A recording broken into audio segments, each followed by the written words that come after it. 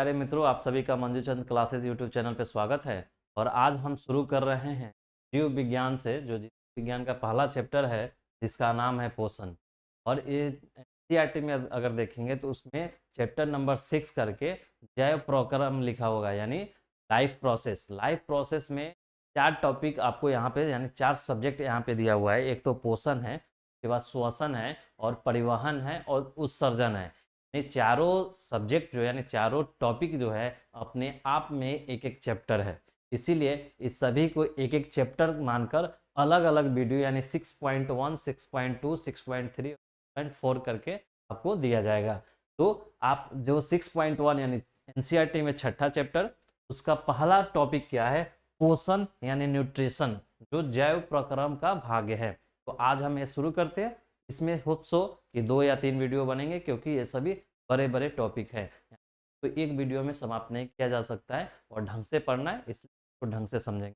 तो शुरू करते हैं आज पोषण।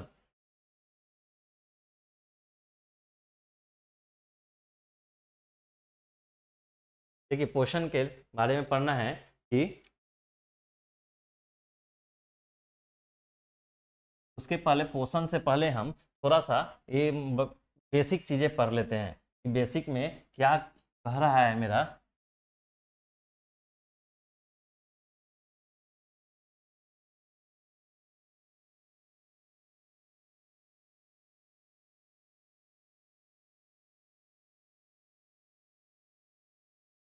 देखिए बेसिक, तो जीव विज्ञान यानी शुरू कर रहे हैं हम जीव विज्ञान। तो थोड़ा सा जान लीजिए कि जीव विज्ञान आखिर होता क्या है, और इसके अंतर्गत क्या क्या चीज़ हम पढ़ाई करते हैं, और जीव विज्ञान के जनक कौन है, और ये सब थोड़ा सा बेसिक। तो देखिए, जीव विज्ञान एंड बायोलॉजी विज्ञान की वह शाखा है, ये तो विज्ञान है, कन्फर्म है।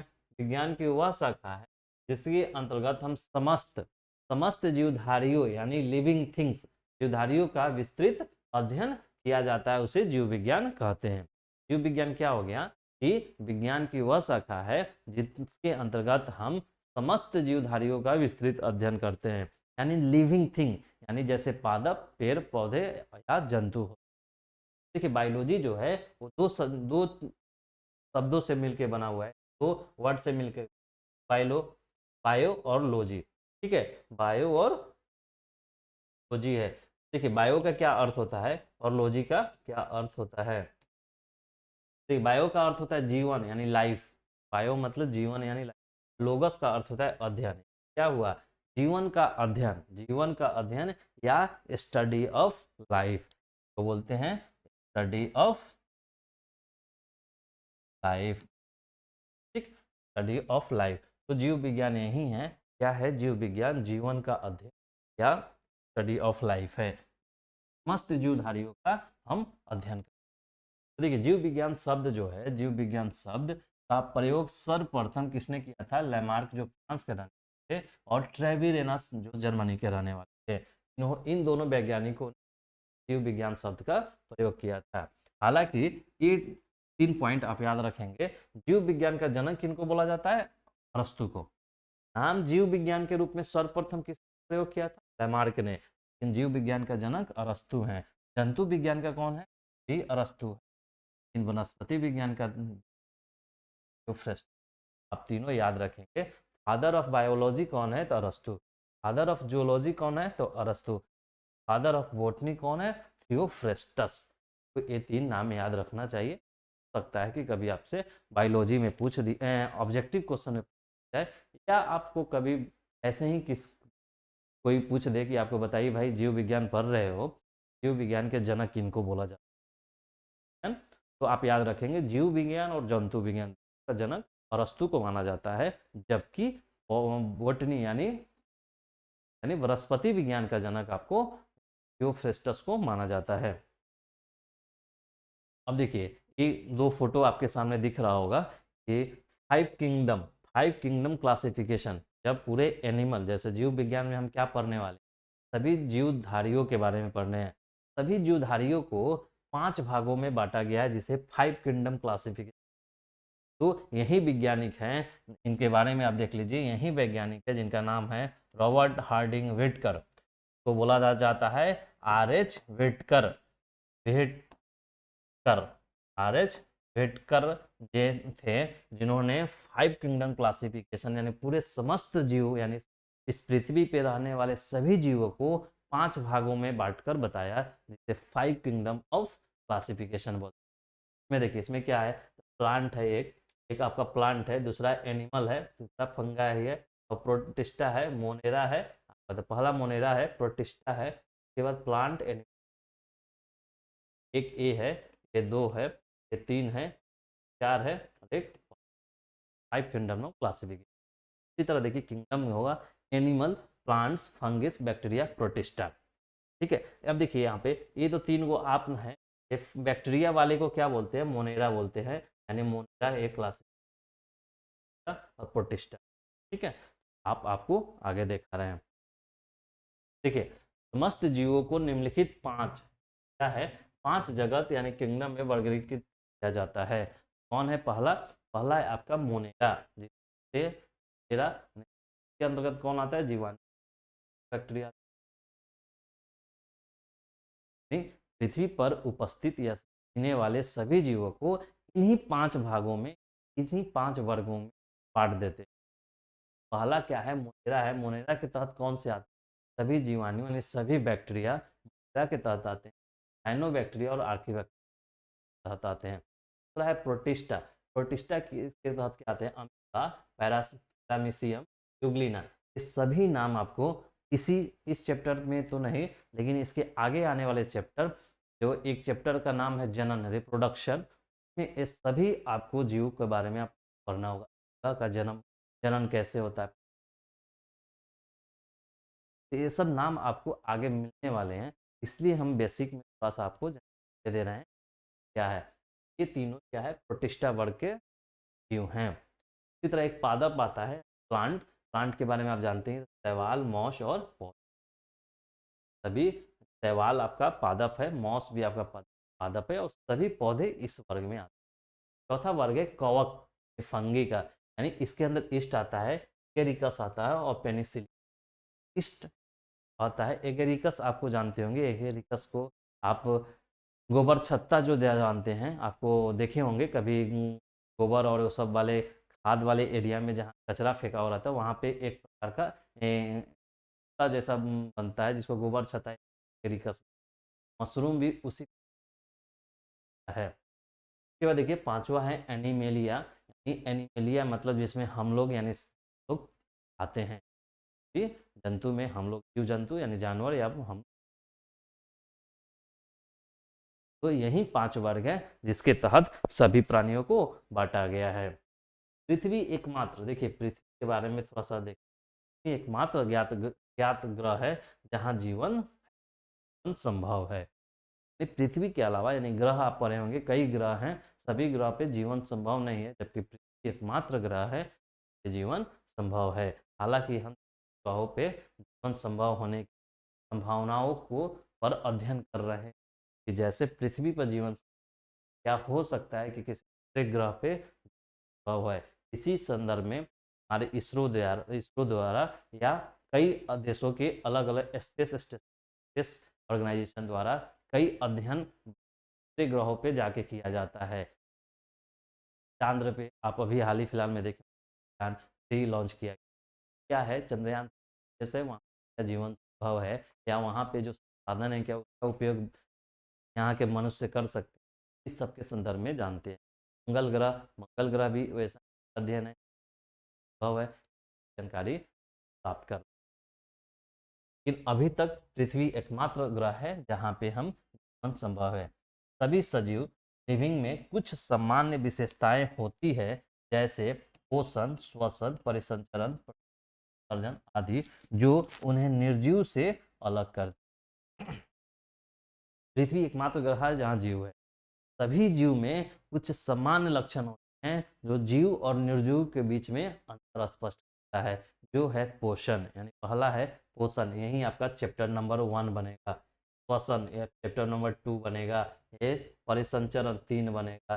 ये आपका 4 बनेगा। और इसके लिए एक अलग चैप्टर है जो जनन करके आपको लैंगिक और अलैंगिक पढ़ना है। तो अभी इस 6 जो एनसीईआरटी का चैप्टर 6 है, और इसमें आपको 4 पढ़ना है, पोषण, श्वसन, परिसंचरण और उस यानी ये क्या है, ये ऐसे जैव प्रक्रम हैं जो सभी जीवों के लिए आवश्यक है, जो निर्जीव से अलग।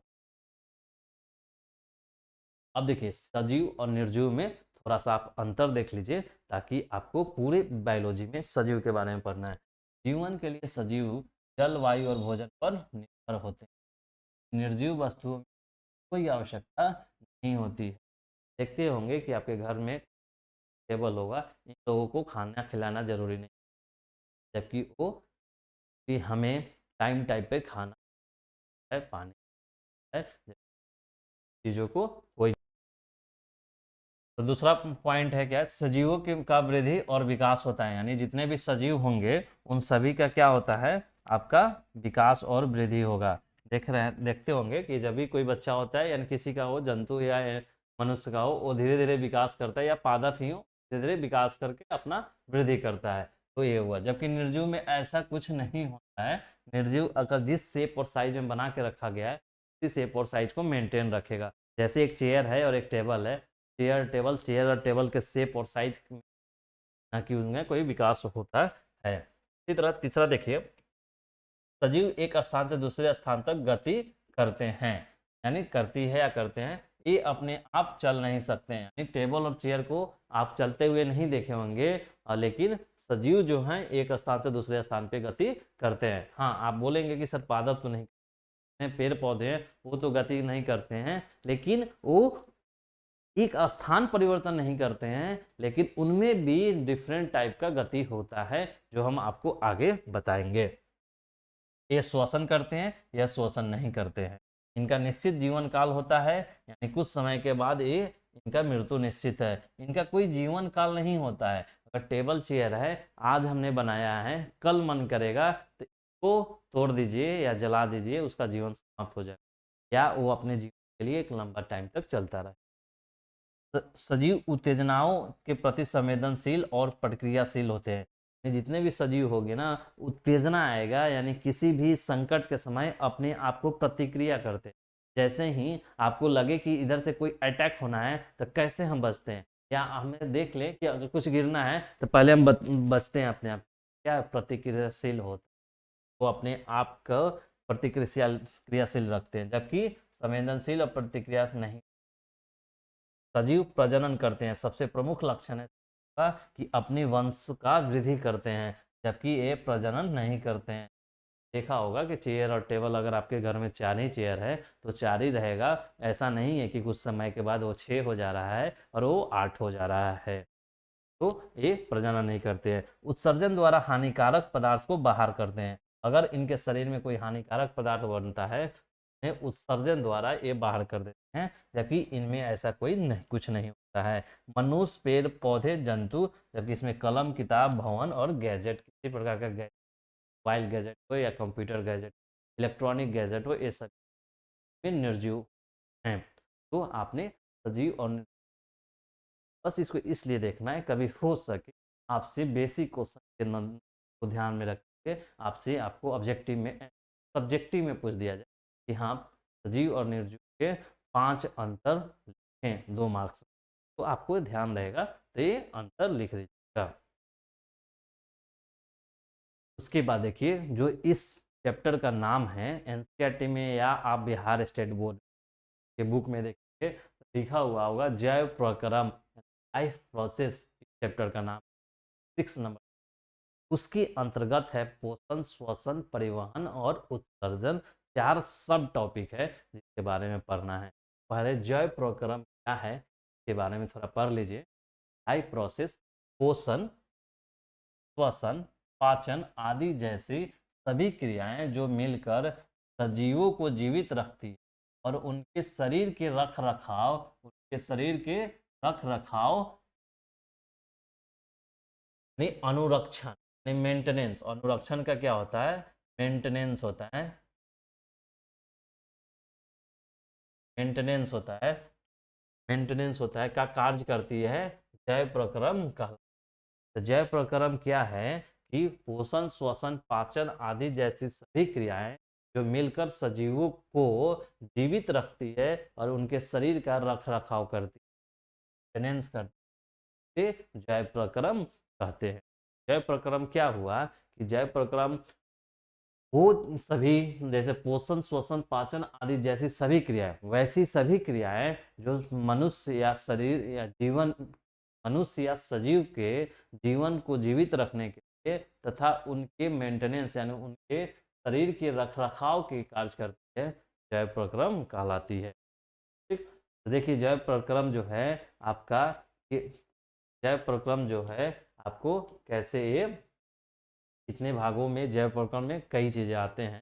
जैसे देखिए एक आपका पोषण है, पोषण है, दूसरा आपका श्वसन होगा जो चैप्टर के अनुसार हम बता रहे हैं, तीसरा आपका परिसंचरण होगा, चौथा आपका उत्सर्जन होगा, आप पांचवा एक चैप्टर में मानिएगा प्रजनन होगा, और छठा है आपका परिवहन होगा।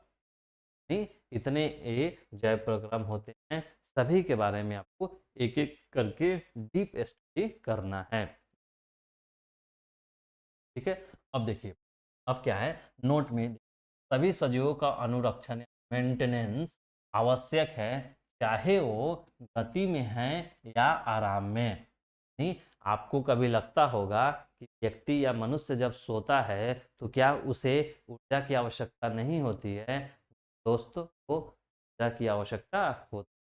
जब आदमी आराम में भी रहे या बैठा हुआ भी रहे तब भी उसे ऊर्जा की आवश्यकता होती है, भी उसे पोषण की जरूरत है।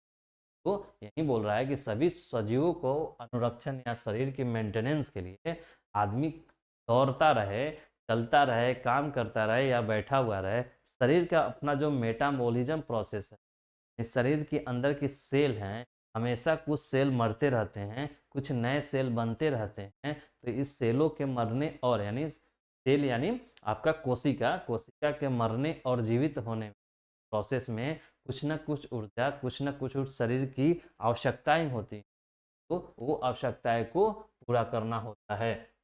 ठीक, जीवन के अनुरक्षण यानी मेंटेनेंस के लिए आवश्यक प्रक्रम है पोषण, श्वसन, परिवहन, परिचरण और उत्सर्जन, और ये आपका अनुरक्षण के लिए जरूरी। देखिए पोषण जरूरी है, श्वसन जरूरी है, परिवहन, परिसंचरण तथा उत्सर्जन। आपने एक देखा होगा प्रजनन यहाँ पे नहीं लिखा। प्रजनन, प्रजनन क्या है? प्रजनन इसलिए जीवन के अनुरक्षण के लिए आवश्यक नहीं है क्योंकि ऐसा नहीं है कि हम प्रजनन नहीं करेंगे तो जीवित नहीं रहेंगे। आपने देखा होगा कि किसी व्यक्ति को, या आप देखें कि जब शादी से पहले क्या हमने कभी प्रजनन नहीं किया, या कोई मेल या फीमेल, तो क्या वो जीवित नहीं रहते हैं? रहते हैं। तो प्रजनन हमारे जीवन या मेंटेनेंस, शरीर के मेंटेनेंस के लिए आवश्यक चीज, लेकिन प्रजनन सजीव की प्रमुख लक्षण होता है क्योंकि प्रजनन द्वारा ही सजीव अपने वंशज का विस्तार करता है, वंश में वृद्धि करता है। तो सजीव का वो प्रमुख लक्षण है, लेकिन उसके शरीर के अनुरक्षण या मेंटेनेंस के लिए वो आवश्यक कंपल्सरी कंडीशन कि प्रजनन होगा तभी हमारा शरीर है, या शरीर के मेंटेनेंस के लिए। किंतु पोषण यानी न्यूट्रिशन, श्वसन, परिवहन और परिसंचरण तथा उस आवश्यक है जीवित। अगर हमारे शरीर के अंदर हम जो खाना खाते हैं, से जो टॉक्सिक है यानी हानिकारक पदार्थ बनता है, अगर वो हमारे शरीर से बाहर नहीं निकलेगा तो हमारे शरीर यानी उत्सर्जन हमारे लिए आवश्यक है। हमारे अपने शरीर की गतिविधियों को करने के लिए हमें कुछ ऊर्जा की आवश्यकता होगा, और वो ऊर्जा हम पोषण के माध्यम से, ये पोषण जरूरी। इसी तरह श्वसन, सांस लेना हमारे शरीर के लिए बहुत ही नितांत आवश्यक, क्योंकि सांस के बिना हम वर्क नहीं करता और हमारी तो ये सब चीजें है वो हमारे शरीर के लिए आवश्यक है। क्या देखिए, एक कोशिकीय जीवों में सभी प्रक्रियाएं एक ही कोशिका द्वारा संपन्न है, जबकि बहुकोशिकीय जीवों में इसके लिए अलग अलग विकसित तंत्र यानी सिस्टम होते हैं। जो एक कोशिकीय जीव हैं उसमें एक ही कोशिका की प्रक्रियाएं, ये सब जितने भी जीवन जीने की प्रक्रिया है वो सब हो जाते हैं। जबकि बहुकोशिकीय में क्या है, बहुकोशिकीय जीवों में इस सब के लिए अलग अलग तंत्र बने हुए रहेंगे, अलग अलग सिस्टम बने हुए, जैसे श्वसन तंत्र, प्रजनन तंत्र, पाचन तंत्र, परिसंचरण तंत्र, ये सब क्या है, अलग अलग तंत्र है। शरीर के रखरखाव का कार्य करने वाली सभी प्रक्रियाएं जैव प्रक्रम। आप एक डेफिनेशन जैव प्रक्रम का ये भी लिख सकते हैं कि शरीर की रखरखाव का कार्य कर सभी प्रक्रिया जैव प्रक्रम कहलाती है। शरीर के रखरखाव मेंटेनेंस के लिए जितनी क्रियाएं की आवश्यकता, सभी क्रियाएं क्या हैं। अब देखिए, अब पहला जो हमारा जैव प्रक्रम का पहला क्रिया है हमारे जीव या मेंटेनेंस के लिए, वो है आपका न्यूट्रिशन यानी पोषण। देखिए, पोषण सजीवों द्वारा पोषक तत्वों भोजन के रूप में को ग्रहण करने एवं के उपयोग की विधि को पोषण क्या है, तो सजीवों द्वारा पोषक तत्व, ये हमारे शरीर के लिए कुछ पोषक तत्व की आवश्यकता होती है, तो उस पोषक तत्व को ग्रहण कर हमने खाना के माध्यम से तत्व ग्रहण किया, इसके उपयोग की विधि को पोषण। जैसे हमने खाना खाया, खाना हमारे शरीर के अंदर जाने के बाद वो उसका पाचन हुआ, पाचन होने के बाद उससे कुछ ऊर्जा मिला जो हमारे शरीर के काम आता है। इन सभी प्रोसेस में सिर्फ ये नहीं कि हमने खाना खा लिया, खाना खाने पाचन होने की प्रक्रिया और पाचन के बाद ऊर्जा, सभी प्रक्रियाएं। दूसरा डेफिनेशन है कि पोषण वह प्रक्रिया है जिसके द्वारा कोई जीव भोजन ग्रहण करता है और उसका उपयोग, सिर्फ भोजन ग्रहण कर लेना पोषण नहीं है, भोजन ग्रहण करने के बाद पाचन होगा, पाचन के बाद ऊर्जा मिलेगा और ऊर्जा का उपयोग होगा। वो बोल रहा है कि पोषण भोजन ग्रहण करता है और उसका उपयोग ऊर्जा प्राप्त करने के लिए, वृद्धि करने, संरक्षण करने आदि में सभी प्रक्रियाएं आपका पोषण।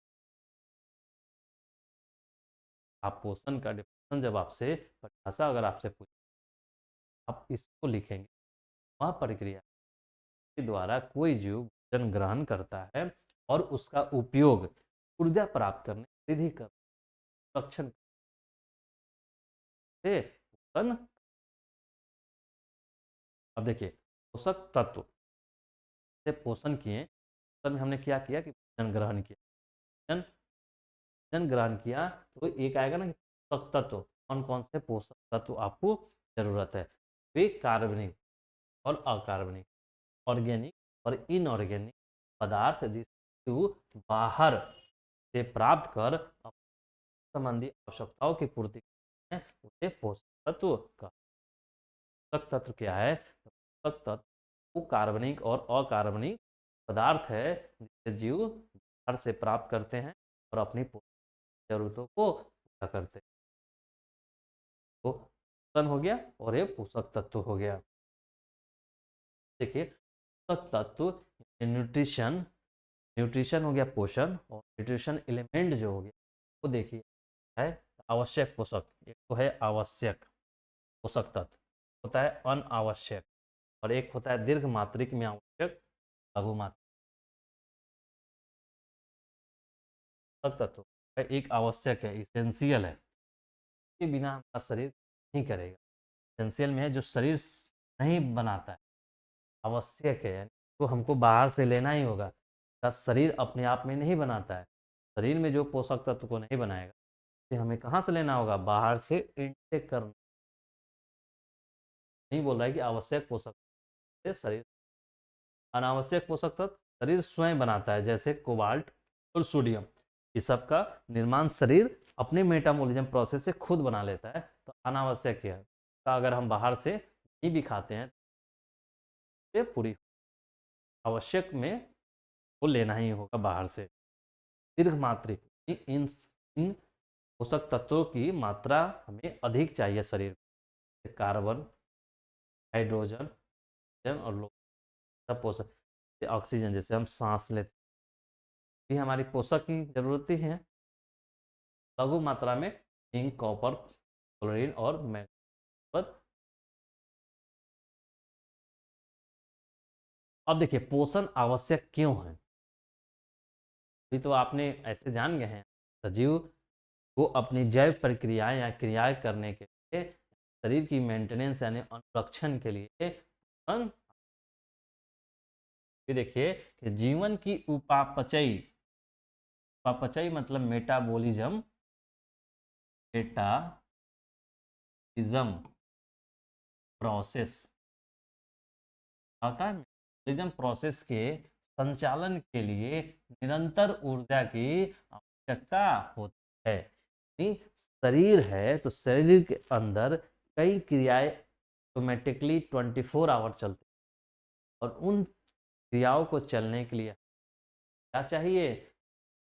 ऊर्जा चाहिए, कुछ ऊर्जा चाहिए, और इसी ऊर्जा की जरूरतों को पूरा करने के लिए हमें पोषण जरूरी हो।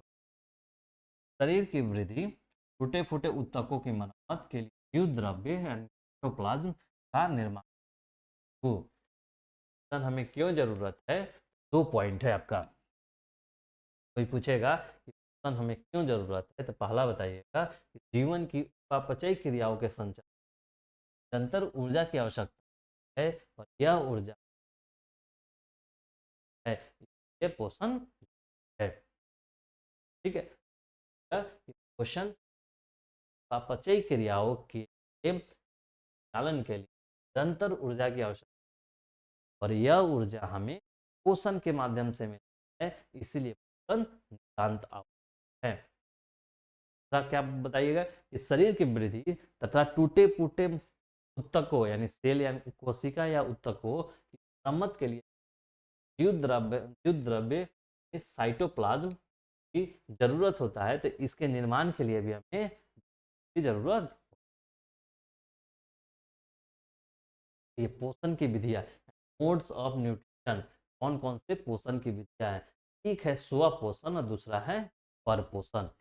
क्या है? एक है आपका सब पोषण, क्या है? पर पोषण। स्व पोषण को बोलते हैं ऑटोट्रॉपिक न्यूट्रिशन।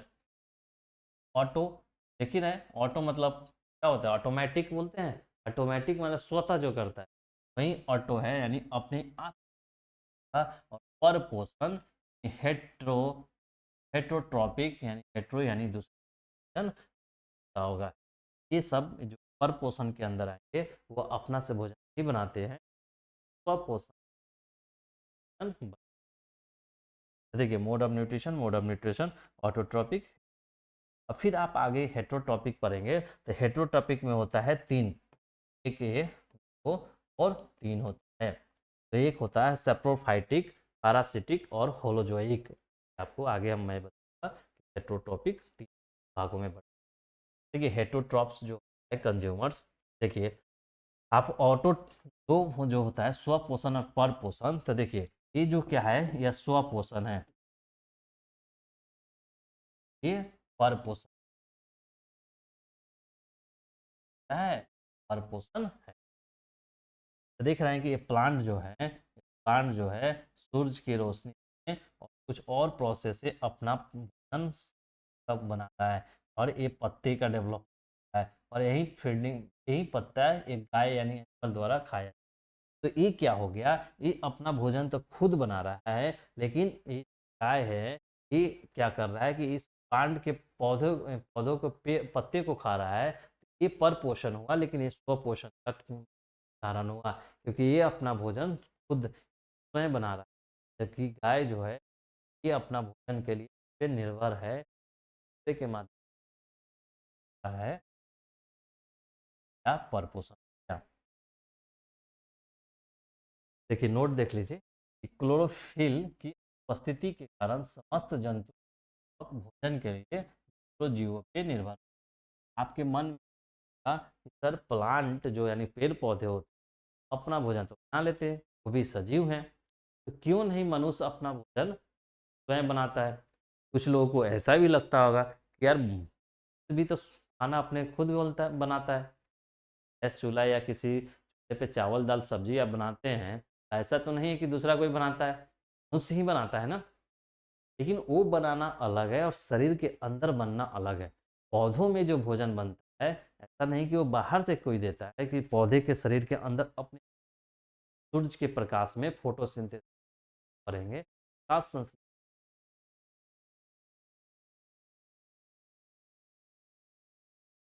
तो ऐसा नहीं। फिर क्यों नहीं करता है? उस क्यों नहीं स्वयं बना पाते हैं? इसीलिए कि उन क्लोरोफिल नामक भी चीज नहीं होता है। क्लोरोफिल की अनुपस्थिति यानी नहीं रहने के समस्त जंतु एवं कवक भोजन ये दूसरे जीवों की मनुष्य और जंतु में क्लोरोफिल नामक कोई ऐसी व्यवस्था जिसके कारण वो भोजन स्वयं नहीं बना पाएंगे, और जब अपना स्वयं नहीं बना पाएंगे तो दूसरों पे निर्भर रहेंगे।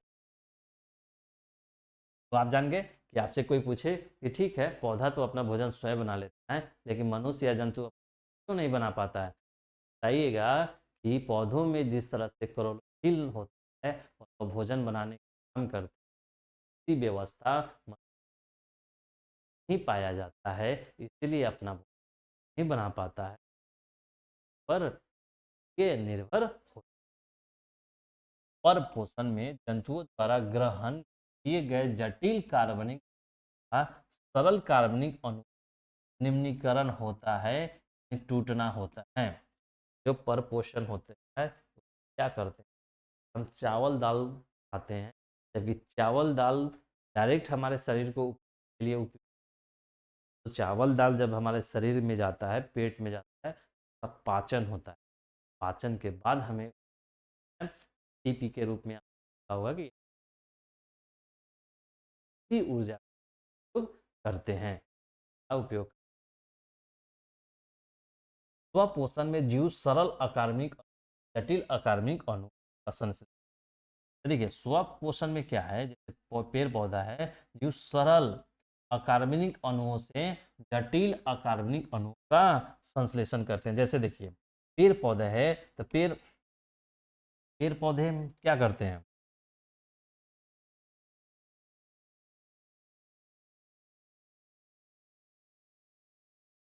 मान लीजिए कि पेड़ है तो क्या करता है कि इधर से आपको सन लेता है, यानी ये सन से एनर्जी मिलती है। ये सूरज है, सूर्य से ऊर्जा लिया, इधर से जल ले लिया और खनिज ले लिया, जल खनिज ले लिया, और फोटोसिंथेसिस प्रोसेस के कारण ये क्या बनाता है आपका, जैसे यहाँ से ले लिया क्या कि आपको खनिज लिया, CO2 ले लेता है, H2O ले लेता है, और प्लस आपका सन यानी सन के उपस्थिति में क्या बनता है, C6H12 6 प्लस या कुछ बना। तो ये क्या देख रहे हैं कि ये क्या बना रहा है, कार्बन डाइऑक्साइड और जल, ये सब सरल चीजें हैं, और इससे बना के हम लोग 6,6H5 ग्लूकोज बनाते हैं, जो कि एक जटिल कार्बनिक अणु होता है। वही बोल रहा है कि स्वपोषण वाले जितने पेड़ पौधे होते हैं, सरल अकार्बनिक पदार्थों जटिल कार्बनिक अणु का निर्माण करते हैं, जबकि परपोषण में है क्या है, जंतु जटिल कार्बनिक अणुओं का सरल कार्बनिक अणुकरण करते हैं।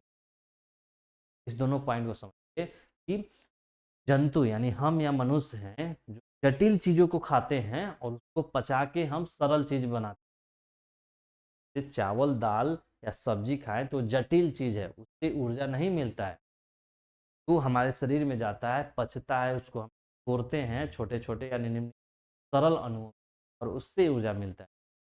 स्वपोषण वाले यानी पेड़ पौधे में सरल अणुओं से यानी जल, कार्बन डाइऑक्साइड गैस, खनिज, इससे मिलकर खाना बनाते हैं, और जटिल कार्बनिक अणु से,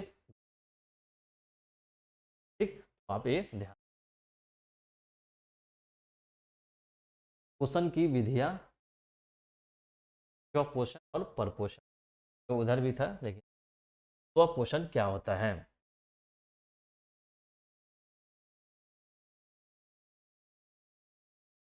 पोषण की देखिए अब स्वपोषण क्या है, देखिए पोषण की वह विधि जिसमें कोई जीव अपना भोजन स्वयं संश्लेषित करते हैं, स्वपोषी या ऑटोट्रॉफ्स कहलाते हैं। ठीक है, जैसे उदाहरण हरे पौधा, नील हरित शैवाल, कुछ जीवाणु भी होते हैं जो अपना भोजन स्वयं बनाते हैं। तो स्वपोषण के बाद ये 3 एग्जाम्पल है जो आप पेड़ पौधा तो याद रहता है, नील हरित बाल है और कुछ जीवाणु है वो भी अपना भोजन में नोट देखिए, हरे पौधे प्रकाश और अपना भोजन,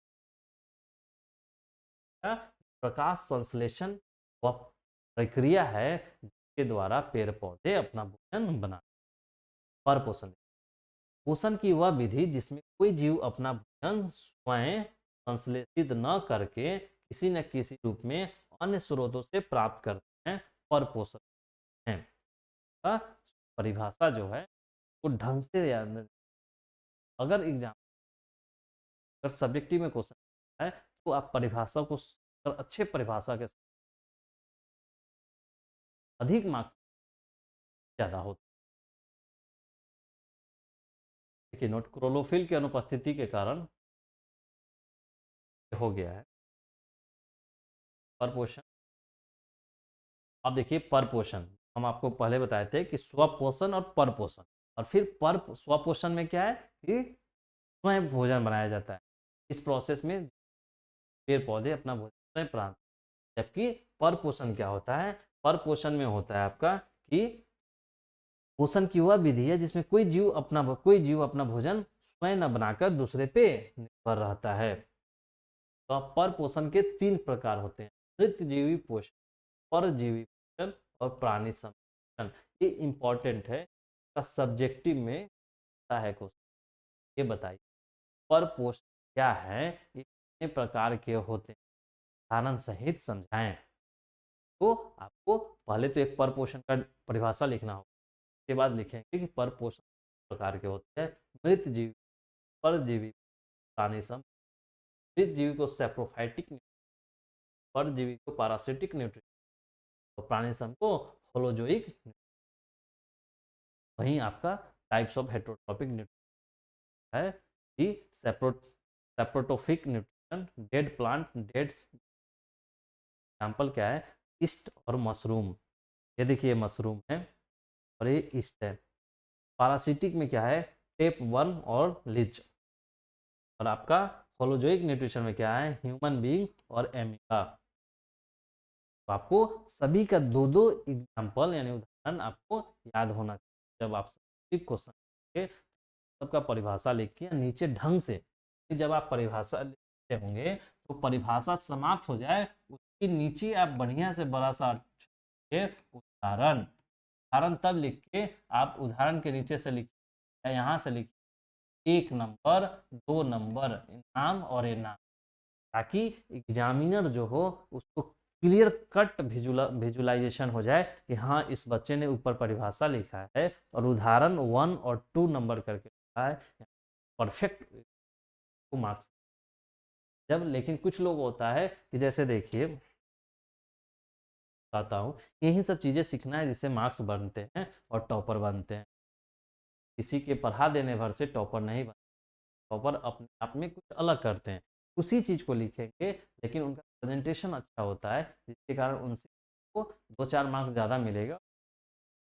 जैसे देखिए पर पोषण, तो पर पोषण का ये डिफिनेशन लिखेंगे कि पोषण की वह विधि जिसमें कोई जीव अपना संश्लेषण कर किसी न किसी रूप में स्रोतों से प्राप्त करते हैं, पर पोषण कहलाते हैं। उसके बाद आप क्या करेंगे, यहाँ लिखेंगे उदाहरण, ठीक दिख रहा है, देखिए उदाहरण, और उदाहरण के बाद आप क्या करेंगे, जैसे उस डिफिनीशन के बाद लिखेंगे उदाहरण, ठीक। उदाहरण में अब लिखेंगे 1 नंबर जो भी आपका लिखना है, 2 नंबर और 3 नंबर। वो एक जब एग्जामिनर देखेगा तो कहेगा हाँ इन्होंने परिभाषा लिखा है और 1 नंबर 2 नंबर 3 नंबर करके दिया है तो वो फुल है।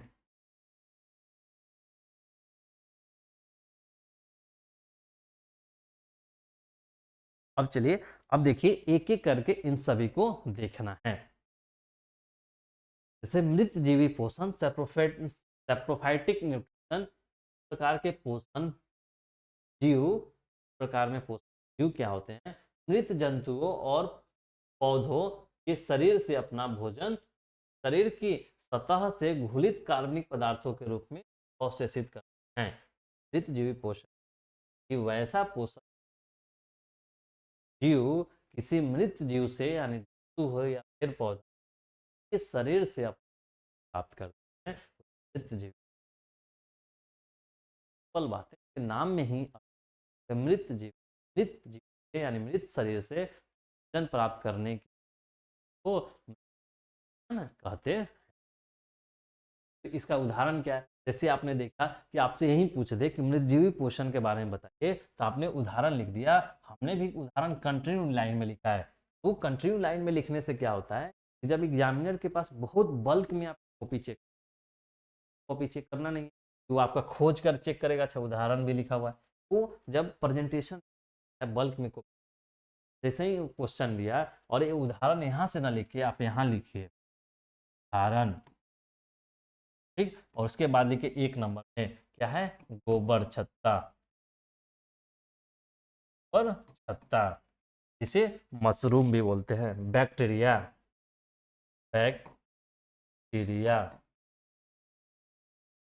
3 में लिखिए प्रोटोजोआ कवक, ठीक। ऐसे लिखिए। तो जब आप ऐसे लिखेंगे ना, तो जैसे ही डिफिनेशन इंड हुआ देखेगा उदाहरण, हाँ गुड गुड गुड, तो आप ऐसे लिखने का प्रोसेस आप आदत डालिए। की तरह नोट में देखिए कि ऐसे जो अपना भोजन मृतजीवी पोषण द्वारा प्राप्त करते हैं मृतजीवी कहलाते हैं, और मृतजीवी को अपघटक भी कहा जाता है। ये काफी इंपॉर्टेंट, आपको ऑब्जेक्टिव क्वेश्चन में पूछेगा कि मृतजीवी को क्या कहा जाता है, तो अपघटक या डिकम्पोजर भी कहा जाता है। क्यों कहा जाता है? कि मृतजीवी क्या होता है कि वो दूसरे के शरीर से यानी दूसरे के मरे मृत शरीर से, या मृत शरीर जीव जंतु का हो या पेड़ पौधे का हो, मरे हुए शरीर से वो अपना भोजन प्राप्त करते हैं। भोजन प्राप्त करने के दौरान मरा हुआ शरीर होता है उसको अपघटित कर देते हैं, यानी वो उसको सरल अणुओं में तोड़ देते हैं, और एक समय के बाद वो समाप्त हो जाता है। क्या बोलते हैं? तो डिकम्पोजर है, अपघटक है, यानी मृत शरीर को वो मृत शरीर को साफ कर देते होंगे। कोई और मरा हुआ होता है, किसी फेंक दिया है, तो कुछ समय के बाद वो मरा हुआ मृत शरीर समाप्त हो जाता है, क्योंकि उसमें मृत जीवी जो जंतु होते हैं वो जाके उससे अपना भोजन प्राप्त कर ले, और धीरे धीरे वो अवघटित होकर उस एरिया का दुर्गंध भी सम इसलिए मृत जीवी को अवघटक बोलते हैं। कि एक लाइन का ये डिफिनेशन भी अच्छा है, कैसे जो प्राप्त करते हुए का परजीवी पोषण। इस प्रकार के पोषण में जीव अपना दूसरे जंतु से प्राप्त करते हैं। मृत जीव में क्या है, मृत शरीर से भोजन प्राप्त होता है। ये क्या है कि दूसरे जंतु से प्राप्त होता है।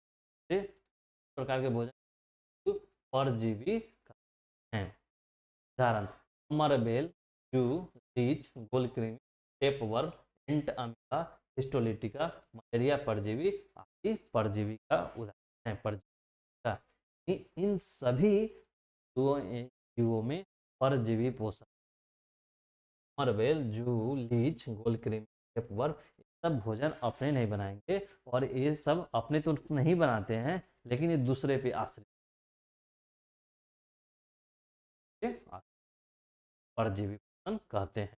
जैसे देखिए सेप्रोफाइट एंड पैरासाइट। सेप्रोफाइट में क्या था, ईस्ट और मशरूम, आपने देखा था।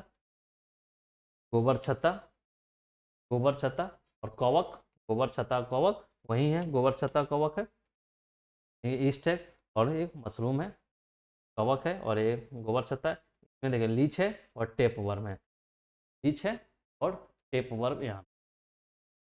तो ये क्या है, पैरासाइट यानी परजीवी का। देखा होगा कि जो हमारे सर में क्या होता है, जू होता है। जू भी क्या है, हमारे शरीर पे आश्रित रहता है। वो अपने भोजन हमारे शरीर से वो ब्लड लेता है, खून लेता है, और अपनी भोजन। ओके। दूसरा देखिए, परजीवी पोषण 2 प्रकार के होते हैं। परजीवी पोषण जो होते हैं 2 प्रकार के, एक होता है बाह्य परजीवी और एक वो आंतरिक परजीवी। कुछ परजीवी पोषी होस्ट के ऊपर या चिपक कर अपना भोजन लेते हैं, जैसे जोंक, जू, मच्छर। कुछ परजीवी वैसे होते हैं जो होस्ट यानी जिसके शरीर से ले रहा है उसमें चिपक के लेगा, जैसे तब देखते हैं मच्छर आके बैठेगा तो ब्लड ले, जैसे जू का बोला, जू भी क्या होता है, सर में जो रहता है वो हमारे शरीर में चिपक के रहता है, उससे परजीवी, कुछ परजीवी उसी के शरीर के अंदर रहते हैं। जो जू है, मच्छर है, वो बाहर रहता है लेकिन भोजन के समय हमारे शरीर में चिपक के वो लेता है, जैसे जू। इन कुछ परजीवी पोषक शरीर के अंदर रहते हैं और अपना भोजन लेते हैं, जैसे गोल कृमि और एस्केरिस। गोल कृमि, हमारे पेट के अंदर भी कुछ ऐसा कृमि रहते हैं तो आप बोल, पेट में कीड़ा हो गया आ जाता है। पेट में कीड़ा होने का क्या मतलब, पेट के जो आंत होता है उस भाग में गोल कृमि होता है, राउंड वर्म होता है, ये हमारे शरीर के अंदर ही रहता है और हमारी शरीर के भोजन से वो अपना भोजन प्राप्त करता है। इस शरीर के अंदर रह के, इसलिए आंतरिक परजीवी और ये बाह्य परजीवी बाहर रहता है। जू भी है हमारे शरीर के बाहर है लेकिन हमें चिपक लेता है, मच्छर जो है आके हमारे शरीर से चिपक और वो अपना भोजन। तीसरा देखिए, प्राणी सम या पूर्ण भोजी पोषण। कुछ इस प्रकार के जीव पोषक पदार्थों को ग्रहण करते हैं तथा फिर उसे पचाकर जीवों को प्राणी सम। कुछ इस प्रकार के जीव पोषक पदार्थों को ग्रहण करते हैं, पोषक पदार्थ को पहले ग्रहण करेंगे फिर उसे पचाकर हैं। में क्या हो गया, मनुष्य जंतु क्या करता है, अपनी पोषक पदार्थ को पहले ग्रहण ग्रहण करेगा, हमने भोजन के माध्यम से पोषक पदार्थ ग्रहण कर लिया, फिर भोजन हमारे शरीर में जाके पचाते हैं, पचाने के बाद अवशोषण होता है और अवशोषण के बाद प्राप्त ऊर्जा गतिविधि। वही बोल रहा है प्राणी सम या पोषण। अब देखिए, प्राणी पोषण को 4 भागों में बांटा जाता है। प्राणी पोषण में क्या होगा, प्राणी सम, पहले हम भोजन को ग्रहण करते हैं, पदार्थ को ग्रहण करते हैं, खाकर अब देखिए शाकाहारी, हर्बीवोरस, गाय बकरी, ये होता है शाकाहारी, सर्वाहारी और अपमार्जक जंतु को व्यंजन बोलते हैं। तो आपको ये भी एक याद रखना होगा कि प्राणी सम भोजी पोषण है, कितने प्रकार के होते हैं, ये 4 प्रकार। एक तो आपने क्या देखा कि पर पोषण, तो स्वपोषण और पर पोषण। पर पोषण क्या होता है, 3 प्रकार का, इसमें क्या होगा, एक मृत जीवी पोषण, दूसरा होता है परजीवी पोषण, तीसरा होता है प्राणी सम पोषण। और इसका फिर 4 प्रकार होता है, शाकाहारी, मांसाहारी, शाकाहारी और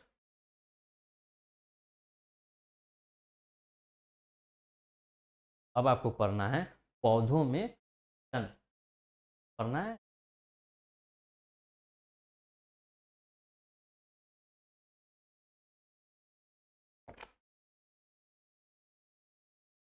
तो अभी तक आपने क्या पढ़ा, तक आपने पढ़ा पोषण क्या है, पहले तो पढ़ा आपने पोषण जैव प्रक्रम क्या है, जैव प्रक्रम के बाद पोषण, पोषक तत्व क्या है, पोषण कितने प्रकार के होते हैं, के प्रकार में फिर वो कितने प्रकार, जैसे स्वपोषण, परपोषण। स्वपोषण पौधे करते हैं, कुछ बैक्टीरिया करते हैं, नील हरित शैवाल करते हैं, जबकि परपोषण 3 प्रकार का होता है और फिर उसमें प्राणी संपोषित है वो 4 प्रकार के होते हैं।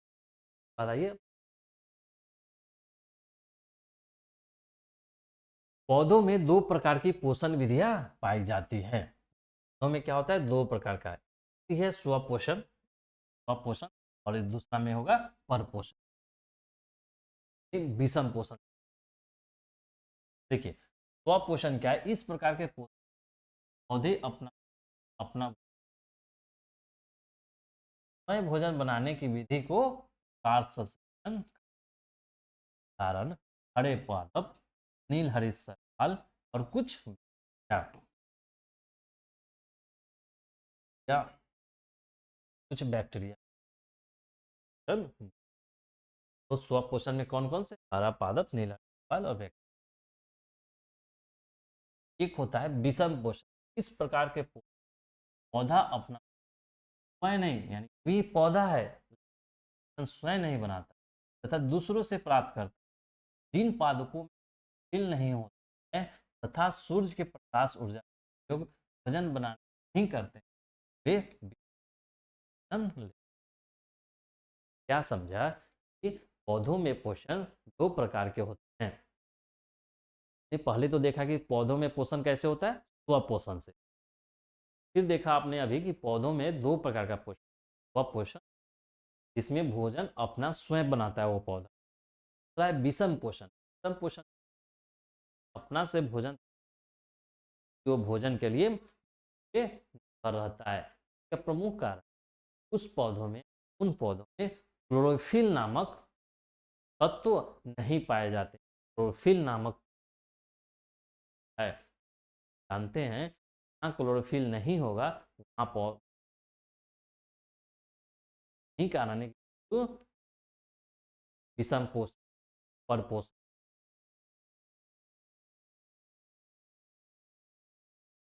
ये नेक्स्ट, विषम पोषण तीन प्रकार के होते हैं। हाँ, विषम पोषण वो तीन प्रकार के होते हैं। पौधों में भी विषम पोषण होता है। एक तो स्वयं भोजन बना लेता है पौधा, कुछ पौधा ऐसा है अपना स्वयं भोजन बनाकर दूसरों पे, तो वो तीन प्रकार। मृतजीवी पादप, नहीं जैसे मृतजीवी जंतु था जो मृत शरीर पे निर्भर होता था, उसी तरह कुछ ऐसा पादप भी है जो मृत जीवी होते हैं, यानी मृत शरीर पे से अपना भोजन। ये पादप अपने भोजन के लिए सड़े गले पदार्थ पर निर्भर होते हैं, जैसे कवक, परछत्ता, गेहूं। आप पढ़ेंगे, आप देखेंगे कि सर आपने इसके पहले भी बताया था कि पोषण की दो विधियां, स्वपोषण और परपोषण। पर पोषण में आपने तीन बताया था कि मृत जीवी पोषण। देखिए दोस्त, वहां पे हमने ओवरऑल बताया था पूरे जीव को लेके, पूरे जीव को लेके, यानी उसमें पादप भी है और उसमें जीव जंतु में मनुष्य और जंतु भी है। लेकिन हमने इसलिए वहां भी वही व्यवस्था था, और यहाँ पे पौधों में भी ये तीन प्रकार के पाए जाते हैं विषम पोषण मृत जीवी, यानी कुछ ऐसे पौधे होते हैं। आपने वहां भी कवक का एग्जाम्पल देखा है और छत्ता देखा है। तो ये गोबर छत्ता कवक क्या है, पौधा के श्रेणी में है, इसलिए पौधा में भी मृत जीवी पादप हैं। ठीक है, देखिए कुछ एक कवक जैसे है, ये आपका मशरूम, ये गोबर छत्ता है, ये भी गोबर छत्ता है। देखिए ये आपका क्या है, मृत जीवी पादप है। में देखिए परजीवी पादप, तो वहां भी परजीवी जंतु था, परजीवी पादप। ये पादप अपना भोजन दूसरे जीवित प्राणियों से प्राप्त करते हैं। अपने चूसको, यानी पादप में ऐसा व्यवस्था होता है, चूसक जैसा व्यवस्था होता है, द्वारा दूसरे से चिपक कर भोजन तथा जल लेते हैं। डोडर, रेफलेसिया और अमरकेल, ये ऐसे पादप पादप है। तीनों पादप का नाम याद रखिएगा, ये आपको ऑब्जेक्टिव हो सकता है। इनमें से चार नाम दे देगा, इनमें से कौन परजीवी पादप हैं। तो आपको याद रखना होगा कि परजीवी पादप का उदाहरण कौन है, डोडर और अमरबेल परजीवी पादप है। ये भोजन ये बनाते हैं, ये जीवित प्राणी से भोजन प्राप्त करते हैं दूसरे जीवित से। मृत जीवी पादप में क्या था, ऐसे पादप जो मृत शरीर से प्राप्त करें, यानी सड़े गले पदार्थ से प्राप्त करते हैं, जैसे गोबर छत्ता कवक, ये सब देखते हैं कि खाद उद जहाँ फेंका हुआ रहता है, जैसा गोबर ओबर जहाँ फेंका हुआ रहता है, वहाँ पे एक ऐसा गोबर छत्ता बनता है, ऐसा, इसी को गोबर छत्ता बोलते हैं। गोबर पे छत्ता जैसा स्ट्रक्चर बनता है तो गोबर छत्ता। तो ये क्या होता है, मरे मरे हुए यानी मृत शरीर से भोजन प्राप्त करते हैं। जबकि परजीवी में क्या होता है, जीवित दूसरे जीवित प्राणी से अपना भोजन प्राप्त करते हैं। ओडर रेफ्लेक्सी, इसमें ये सब जो भी आपका पौधा दिख रहा होगा, ये सभी पौधा परजीवी। हाँ, तीसरा में देखिए कीटभक्षी पादप, कुछ ऐसे पादप हैं जो कीटों को खाते हैं। अपना कीटों को खाने वाले कुछ पादप अपना भोजन जीवों को खाकर प्राप्त करते हैं, जैसे घट पादप और ड्रोसेरा। ये अपना का ये ड्रोसेरा क्या है, तो क्या आपको ऑप्शन में दे देगा, चार नाम देगा कि कौन सा पौधा कीटभक्षी पादप है, यानी कौन सा पौधा कीटभक्षी पौधा है। तो आपको ये अपना ड्रोसेरा देगा, और आपको तीन नाम यहाँ से, डोडर, रेफ्लेसिया, अमरवेल, और एक नाम आपको यहाँ से देगा बसेरा या घटपर्णी पादप को चाहिए। कीटभक्षी पादप कौन है? ड्रोसेरा, घटपर्णी। जबकि परजीवी पादप कौन है? डोडर, रेफ्लेसिया, अमरवेल का परजीवी पादप है।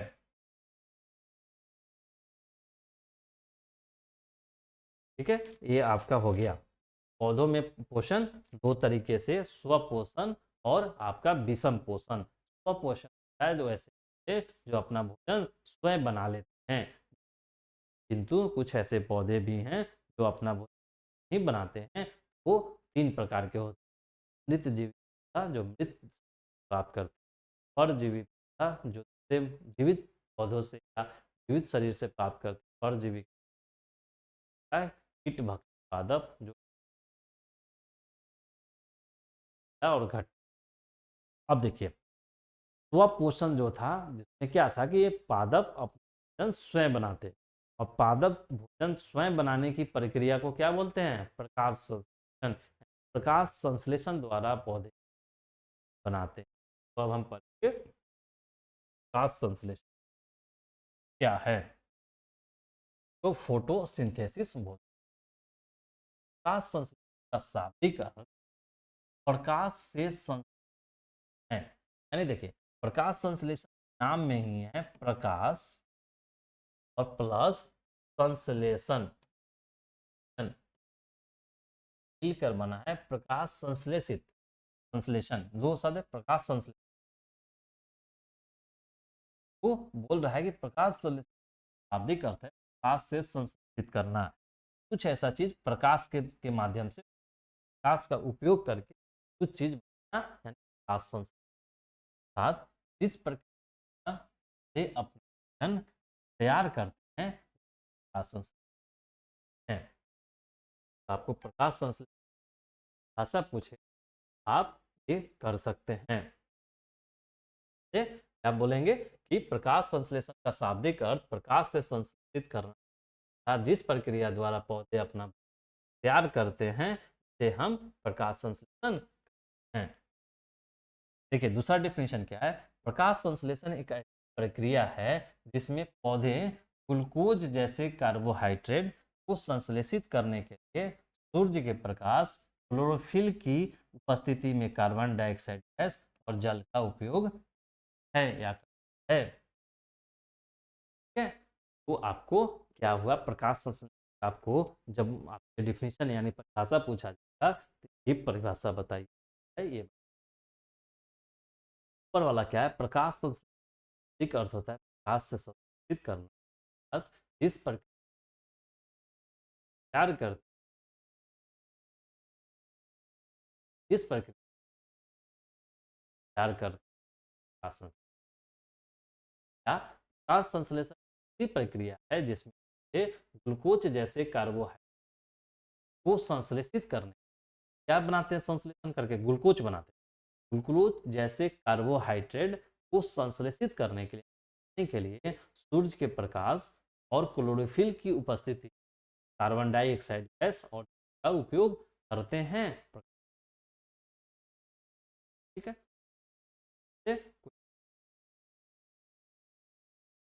अब देखिए, अब प्रोसेस ऑफ फोटोसिंथेसिस। तो आपने फोटोसिंथेसिस में क्या बताया कि प्रकाश संश्लेषण वह प्रक्रिया है जिसमें पौधे ग्लूकोज का संश्लेषण करते हैं। लेकिन ग्लूकोज का संश्लेषण करेंगे तो कैसे संश्लेषण करते हैं? तो ग्लूकोज के संश्लेषण करने के लिए सन यानी सनलाइट यानी सूर्य के प्रकाश, क्लोरोफिल की उपस्थिति में कार्बन डाइऑक्साइड गैस लेते हैं और वाटर लेते हैं। जड़ से जल लेंगे, वायुमंडल से कार्बन डाइऑक्साइड और सन के ऊपर सनलाइट प्रकाश के ऊपर क्या बनाएंगे? शुगर बनाएंगे, यानी ग्लूकोज बनाएंगे। ग्लूकोज बनाते हैं और ऑक्सीजन बाहर डालते हैं। फोटोसिंथेसिस यानी प्रकाश संश्लेषण। यहाँ देखिए, वही चीज बताया। फोटोसिंथेसिस क्या है कि सूर्य की उपस्थिति में सूर्य की जलिया कार्बन डाइऑक्साइड गैस वायुमंडल से और वाटर जल से, वाटर को जल से लिया, कार्बन डाइऑक्साइड को वायुमंडल से लिया और सूर्य की उपस्थिति में क्लोरोफिल, पौधों में क्लोरोफिल है, की उपस्थिति में प्रकाश क्या हुआ, और इसके पश्चात क्या बना, तो ऑक्सीजन गैस बाहर निकला और फूड है। ठीक, ये इस प्रक्रिया का जब आप इक्वेशन से बताएंगे, देखिए कार्बन डाइऑक्साइड गैस को कहाँ से लिया गया, वायुमंडल। ये जल, तो वो जल होता है, ये कहाँ से, जल से लिया। फोटोसिंथेसिस यानी सूर्य के प्रकाश के ऊपर, सूर्य के प्रकाश और क्लोरोफिल, क्लोरोफिल के उपस्थिति, क्लोरोफिल के उपस्थिति में क्या बना, ग्लूकोज बना और ऑक्सीजन बाहर निकला। ग्लूकोज आपका भोजन के रूप में उपयोग किया जाता है पौधों, और पौधों से बने फल को मनुष्य द्वारा उपयोग। देखिए प्रकाश संश्लेषण है, वो इंपॉर्टेंट है, इसको याद रखने।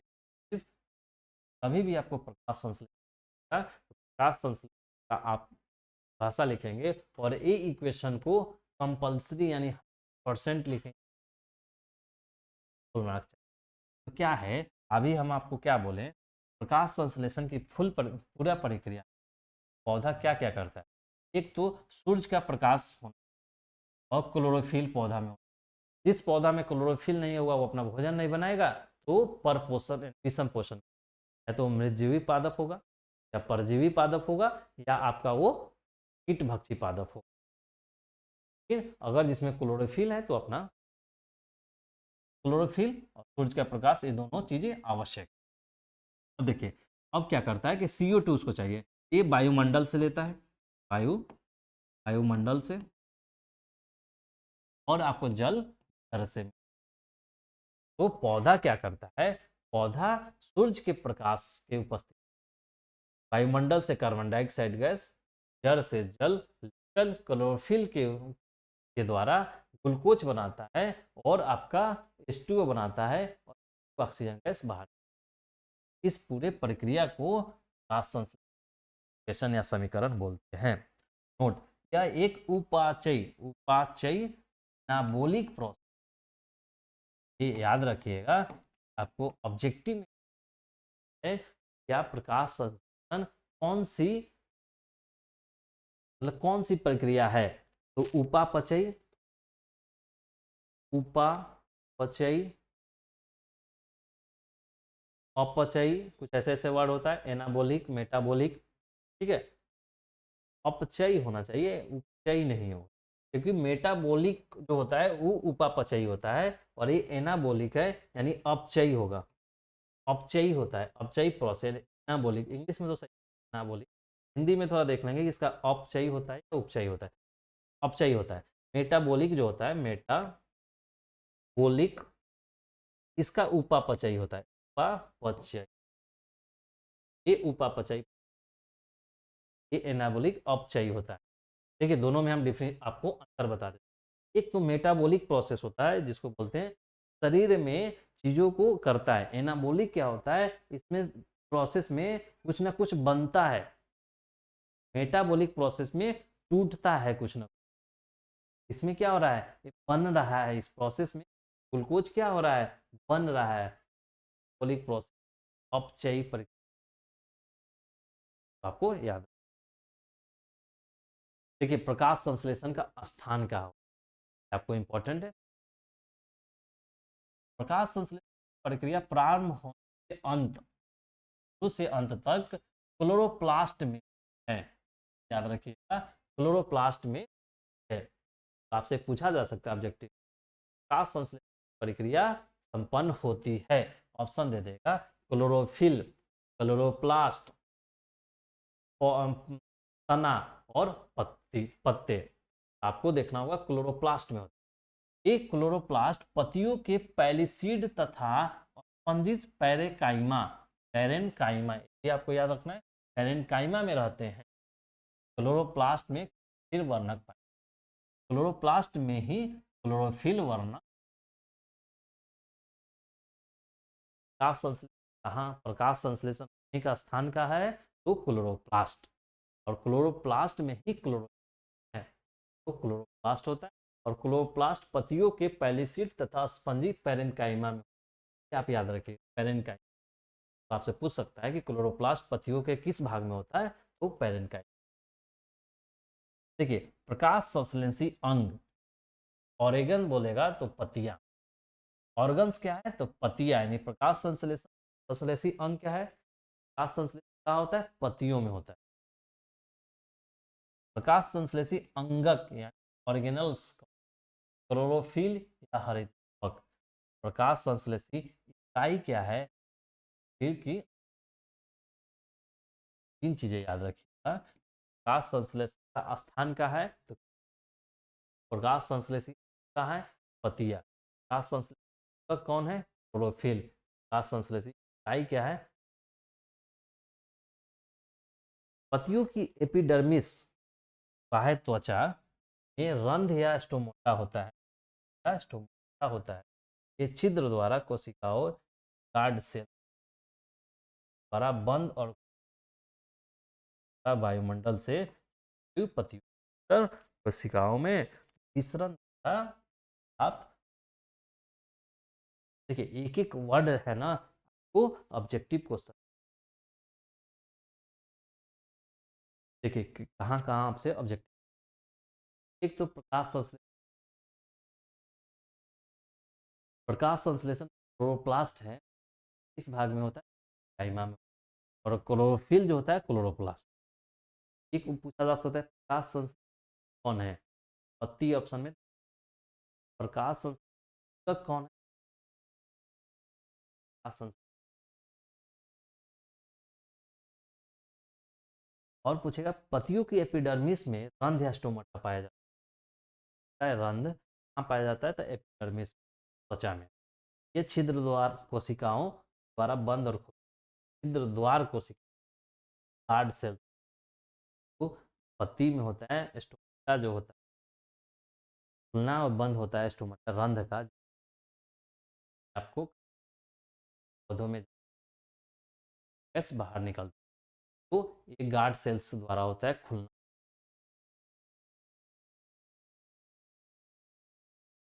और जो वायुमंडल गैस से CO2 गैस पत्तियों के भीतर कोशिकाओं में जाते हैं, माध्यम से जाता है तरल द्वारा।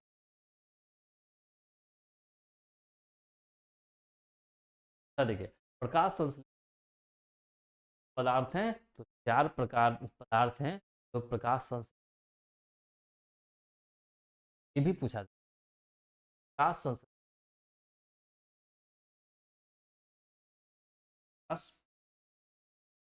बिना सूर्य का प्रकाश चाहिए, वर्णहरित या क्लोरोफिल, तीसरा कार्बन डाइऑक्साइड गैस, और क्या देखा था, प्रकाश संश्लेषण अभिक्रिया था, तो प्रकाश संश्लेषण यही था, CO2H2 क्लोरोफिल।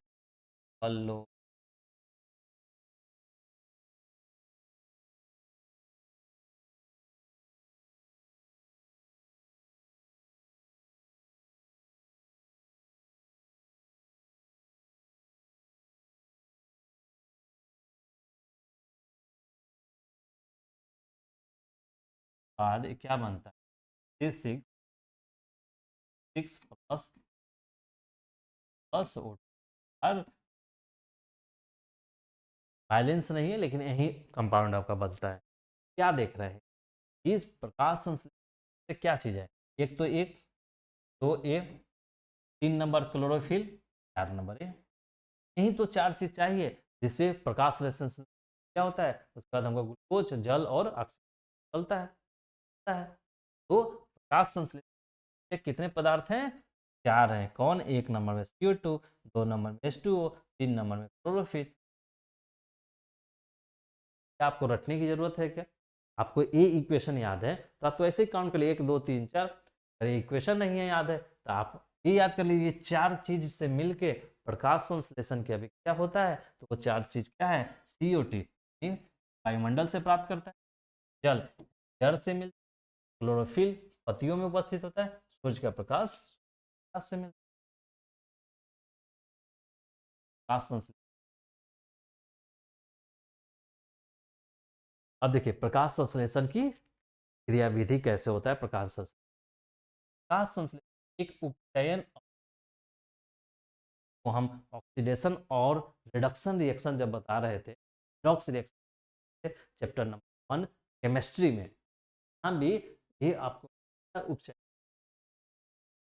का संश्लेषण का चयन प्रक्रिया, जिसमें जल का उपचयन तथा CO2 का अपचयन में का संश्लेषण, इनका किसका अपचयन होकर ऑक्सीजन का संश्लेषण, किसका अपचयन हो, चयन होकर ऑक्सीजन का निर्माण होता है, तो जल का अपने उपचयन और अपचयन में देखा था। उपचयन में क्या था, और रिवीजन में करा चयन जो था, चयन क्या बोलते थे, ऑक्सीकरण बोलते थे। ऑक्सीकरण बोलते थे, तो आपको ऑक्सी को पकड़, ऑक्सीजन क्या होगा, इसमें ऑक्सीजन ऐड करना होगा तो बाहर निकलेगा, ये बताए थे ना। तो यही देखिए, जब टू है तो H2O के उपचयन होके बन रहा है, क्यों, इसमें H2 क्या हो रहा है, H का त्याग हो रहा है, H क्या हो रहा है, निकल जा रहा है, H2O है सिर्फ O, देख रहे हैं, H का त्याग करेगा तो ऑक्सीजन आपका है। तो सिंपल आप याद रखिएगा कि देखिए दो चीज इधर है, कार्बन डाइऑक्साइड गैस, इसी से तो हमारा ये बन रहा है ना,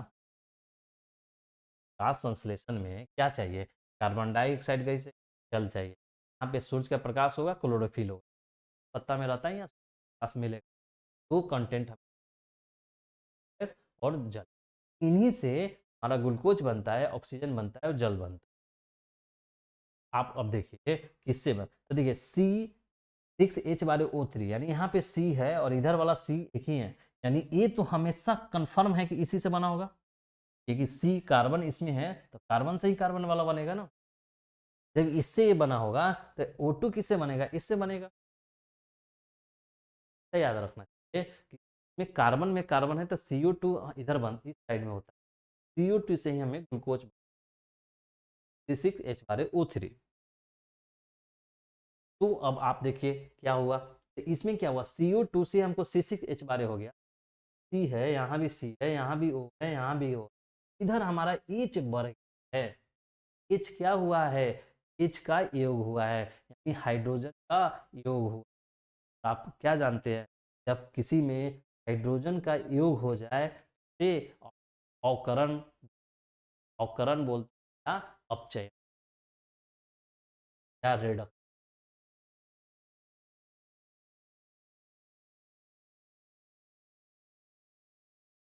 ही तो बोल रहा है, ही तो ये चीज है कि ग्लूकोज का निर्माण किससे होता है, कार्बन डाइऑक्साइड के अपचय या अवकरण से, कि ऑक्सीजन का निर्माण जल के है, जल के अणु का योग होता है, शासन होता है, को रटने की जरूरत है क्या, नहीं रटने की है, आपको किसी भी प्रकार की रटने, ये आपको इक्वेशन याद ही करना है, क्योंकि का तो बनाना होगा, बनाना है तो फिर थोड़ा सा ध्यान दीजिए कि C6H12O6 ग्लूकोज होता है, और ग्लूकोज में C होता है, ये C वाला से बना होगा, और इधर क्या होता है, कार्बन डाइऑक्साइड गैस होता है, कार्बन डाइऑक्साइड से ग्लूकोज बना, कार्बन डाइऑक्साइड क्या होता है, C, ग्लूकोज क्या होता है, C6H, CO तो इधर है लेकिन H इधर एडिशन योग हो रहा है, किसी भी कंपाउंड में अगर H का योग होता है तो अवकरण कहलाता है, कोच का निर्माण कार्बन डाइऑक्साइड अपचयन, कि ऑक्सीजन का निर्माण जल के चयन से होता है, क्योंकि जल से हाइड्रोजन का का वियोग हो जाता है, निष्कासन, ठीक है, ये आप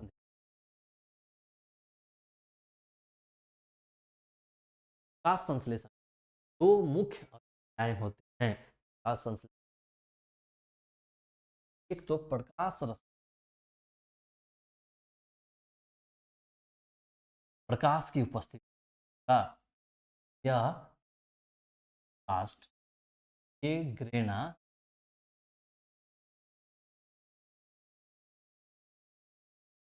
क्या होता है या क्लोरोप्लास्ट के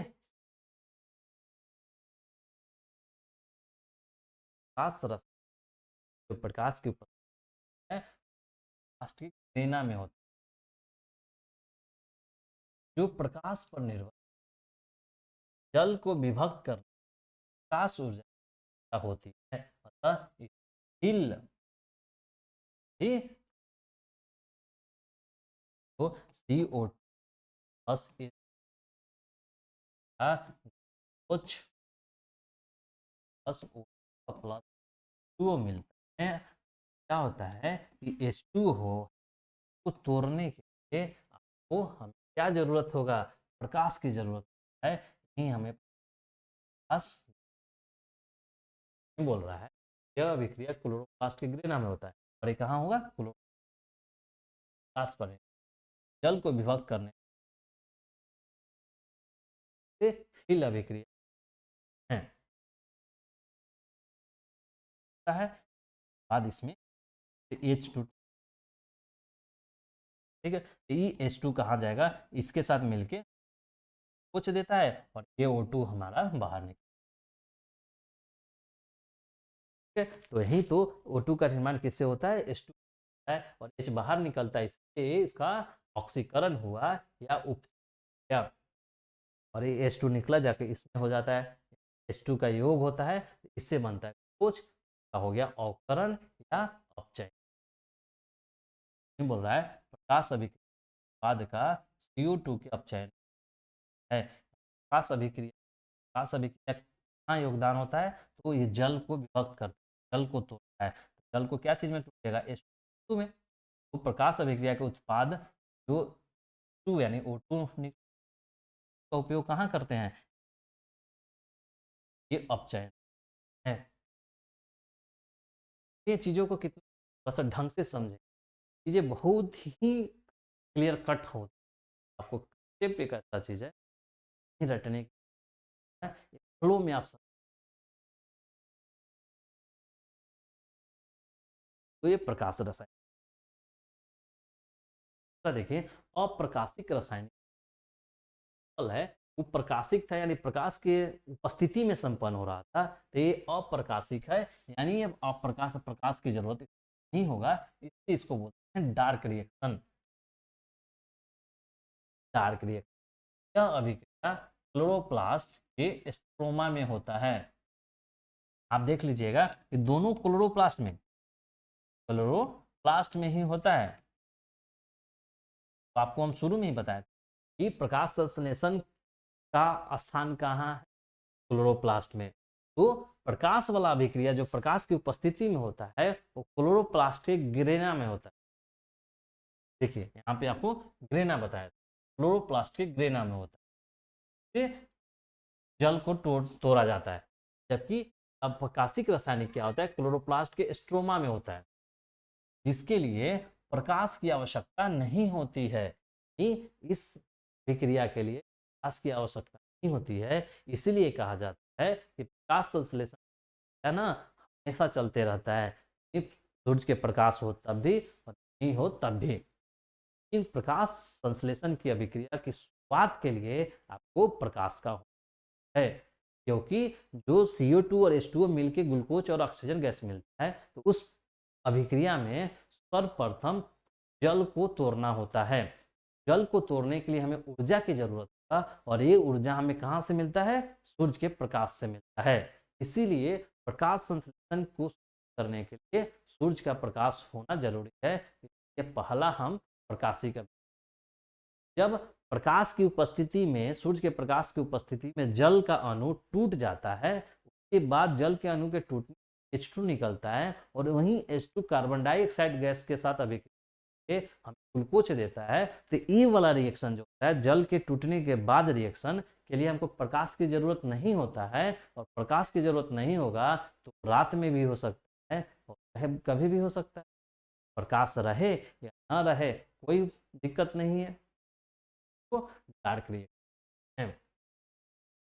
इस अभिक्रिया कार्बन डाइऑक्साइड गैस का अपचयन होकर ग्लूकोज है। तो आपसे पूछा जाए कि ग्लूकोज का निर्माण के समय प्रकाश का होना जरूरी है क्या, तो प्रकाश हो या नहीं हो कोई फर्क नहीं पड़ता, लेकिन जल के अणु को तोड़ने के लिए प्रकाश की जरूरत होगा ही होगा उसके। तो प्रकाशिक अभिक्रिया, इसके पहले वाला प्रकाशिक अभिक्रिया प्रकाश रसायन या क्लोरोप्लास्ट के गिरना में होता है, और इसमें आपको जल के अणु छूटते हैं। कि अप्रकाशिक अवस्था क्लोरोप्लास्ट के स्टोमा में होता है, स्टोमा में होता है, और प्रकाश की जरूरत नहीं होता है। लेकिन इस अभिक्रिया कार्बन डाइऑक्साइड का देखिए फिर से CO2 H2 मिल के हमें C6H12O6 plus O2 plus O है, दिख रहा है ये बनता है। तो देखिए दो प्रकाश संश्लेषण में दो होता है, एक प्रकाशिक रहे प्रकाश रासायनिक अभिक्रिया। प्रकाश रासायनिक अभिक्रिया में ना यही टूटेगा, इसको सूर्य का प्रकाश देंगे, सूर्य का प्रकाश प्रकाश देंगे, टूट जाता है H2 और O2 में। जब H2 टूट, ये पहला प्रकाश का अभिक्रिया, जब ये टूट गया तो इसके बाद हमें प्रकाश की जरूरत नहीं है। प्रकाश रहे फिर ठीक, नहीं रहे तब भी ठीक, कोई दिक्कत नहीं है। इसके बाद EH2 जाके इसके साथ अभिक्रिया करेगा और हमें इसका अपचयन क्या होगा, अपचयन होगा, और अपचयन होके ग्लूकोज हमें है, अपचयन होके ग्लूकोज है। क्या समझा आपने कि ये वाला जो रिएक्शन है वो प्रकाशिक रिएक्शन है, जबकि ये अप्रकाशिक है, ये नहीं से डार्क रिएक्शन है। तो ये वाला संपन्न जो होता है वो क्लोरोप्लास्ट के ग्रेना में होता है, जबकि ये वाला अभिक्रिया क्लोरोप्लास्ट के स्ट्रोमा में होता है। ठीक है, अब देखिए नोट, द्वितीय चरण की अभिक्रिया पर प्रकाश होने या न होने का कोई प्रभाव नहीं पड़ता है। ये अप्रकाशिक रासायनिक, ये प्रकाश रहे तब भी वाह वाह, नहीं रहे तब भी वाह वाह, कोई फर्क नहीं अपन को पड़ेगा। प्रोसेस अब देखिए जो प्रकाश संश्लेषण का प्रोसेस है वो कैसे बढ़ा होगा। तो क्लोरोफिल द्वारा प्रकाश ऊर्जा का अवशोषण होता है। तो पहले जो पत्ती में, पौधों के पत्तियों में क्लोरोफिल होता है, उसके द्वारा प्रकाश ऊर्जा का अवशोषण हो गया। जो सन है यहाँ पे प्लांट होगा,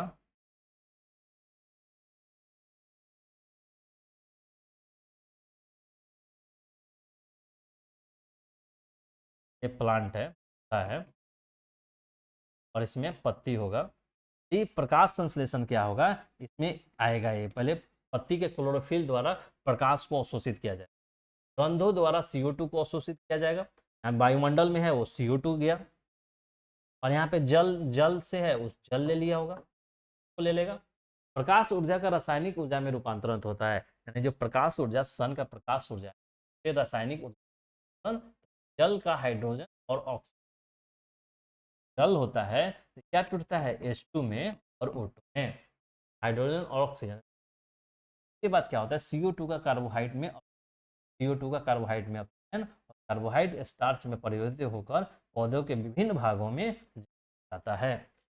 ये क्या बताया है आपको, कुछ नहीं बताया गया है इस फ्लो चार्ट में।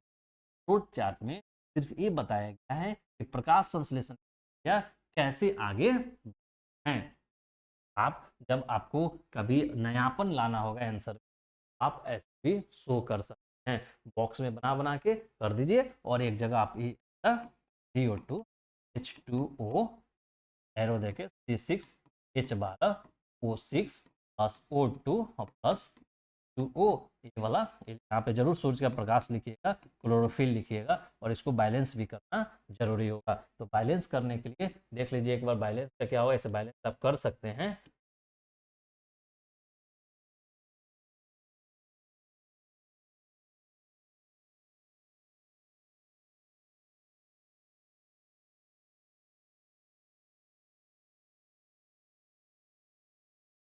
पर आप बैलेंस वाला इक्वेशन ताकि आप वो हमेशा कंफर्म रहे। देखिए एक तो CO2 H2O C6H12O2 यानी इधर 6 इधर देना है और इधर 6 और इधर 12 देना है आपको, तब ये वाला आपका हो जाए।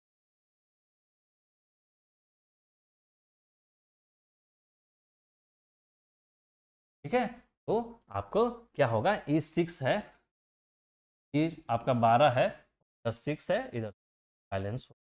तो बैलेंस इक्वेशन आप लिखिएगा, केमिस्ट्री के फर्स्ट चैप्टर डिटेल से बताया गया है कि क्यों बैलेंस संतुलित रासायनिक अभिक्रिया लिखना जरूरी होता है। अगर वो वीडियो आप नहीं देखते तो जरूर देखिए, आपका कंसेप्ट पूरा का पूरा क्लियर हो जाएगा। तो देखिए आप कभी भी आपको प्रकाश संश्लेषण ऐसे भी लिखते हैं तो एक उत्तम प्रेजेंटेशन माना जाएगा, कुछ नवाचार वाला प्रेजेंटेशन, और आपको इस वाले प्रोसेस को लिख के वही हमने किया।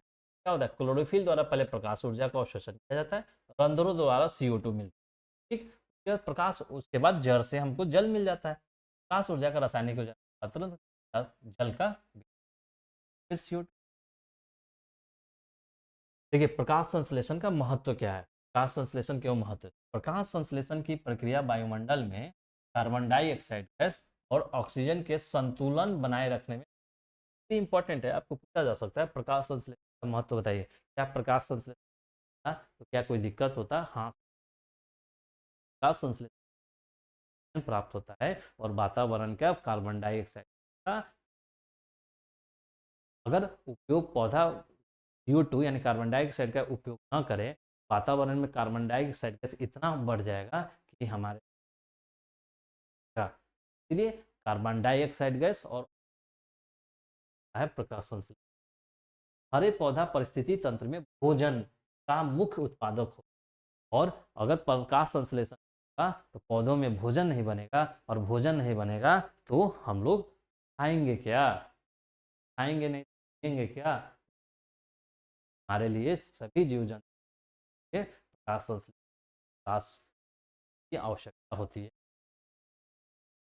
प्रकाश संश्लेषण तीसरा देखिए, प्रकाश संश्लेषण इन जीवों को सौर ऊर्जा उपलब्ध है। देखिए संसार में यानी पृथ्वी पर यानी संसार में ऊर्जा का एकमात्र साधन प्रकाश ऊर्जा है।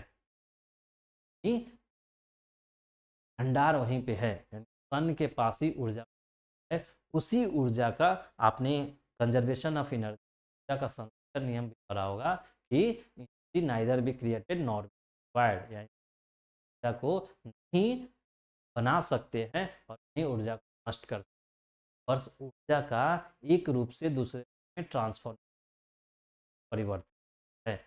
इस संसार में ऊर्जा फिक्स है, सन से जो ऊर्जा है वही एकमात्र साधन है का, और उसी ऊर्जा का विभिन्न माध्यम रूपांतरण होता है, जैसे सूर्य ऊर्जा, सूर्य के प्रकाश ऊर्जा, प्रकाश ऊर्जा को क्या रासायनिक ऊर्जा में बदलता है पौधा, और रासायनिक ऊर्जा बढ़ गया तो पौधा क्या होता है, उस रासायनिक ऊर्जा से कुछ ऐसा उत्पाद बनाने, कुछ बनाने, ग्लूकोज में ऊर्जा संचित होगी, उस ग्लूकोज से फल फूल बना, उस फल फूल को हमने खाया, उस ऊर्जा को हमने ग्रहण किया, फिर हम उस ऊर्जा से अपने शरीर के लिए उपयोग किए।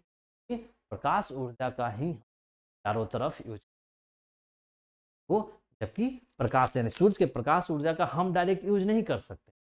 अगर ऐसा नहीं है जाके धूप में खड़े रह जाएं तो हमें ऊर्जा मिल जाए, नहीं है। प्रकाश ऊर्जा उपयोग सिर्फ पौधे करेंगे, वो भी प्रकाश संश्लेषण भी महत्वपूर्ण है। ठीक है, अब देखिए जंतुओं में पोषण। तो आज के वीडियो को इतना ही रहने देते हैं, और इसके बाद एक वीडियो और बनेगा जो जंतुओं में पोषण का, एक या उस पर 2 वीडियो और डीप से पढ़। तो आज हमने क्या जैव प्रक्रम क्या है, जैव प्रक्रम के बाद पोषण क्या है, कितने प्रकार के पोषक तत्व है, और पौधन और तो आप इसके बाद अगर आप लोग को अच्छा लग रहा होगा, प्लीज़ लाइक कर कमेंट करें। किसी भी प्रकार की समस्या है तो वो भी किसी भी अवगत कराएं। किसी प्रकार का सुधार की आपको जरूरत